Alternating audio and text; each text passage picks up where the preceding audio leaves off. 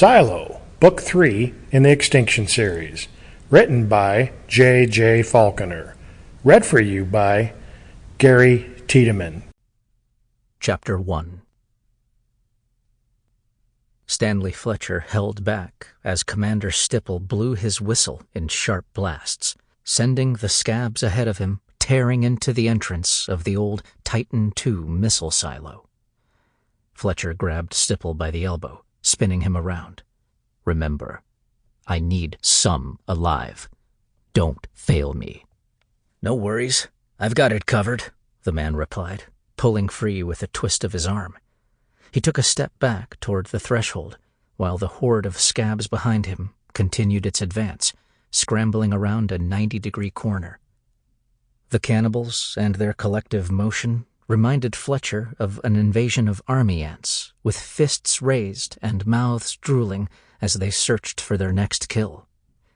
The sea of skin looked like a shimmering blanket of ugliness, rippling under the inevitable control of rage.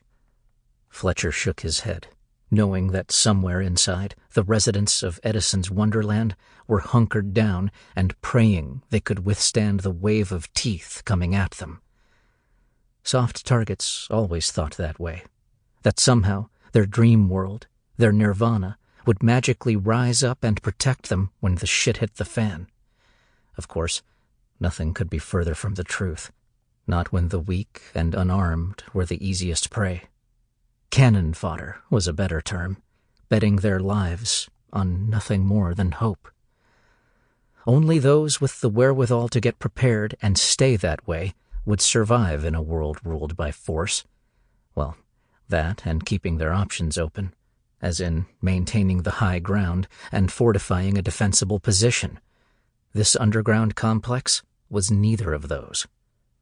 "On me," Commander Stipple said to Dice and Fletcher, giving them a momentary head nod before following the last of his hunger gang into the silo.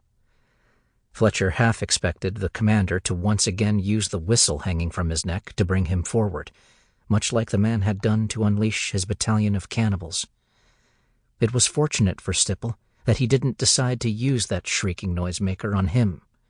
Not here, not now, not within the walls of this hardened Air Force facility. Such a screech would have been enough for Fletcher to raise his weapon and unleash a hail of 7.62 rounds at Craven's right-hand man. In truth, Fletcher knew it would happen eventually, both the annoying whistle and his lethal response. But he also knew this wasn't the right time to take action. Not when... Sample complete. Ready to continue?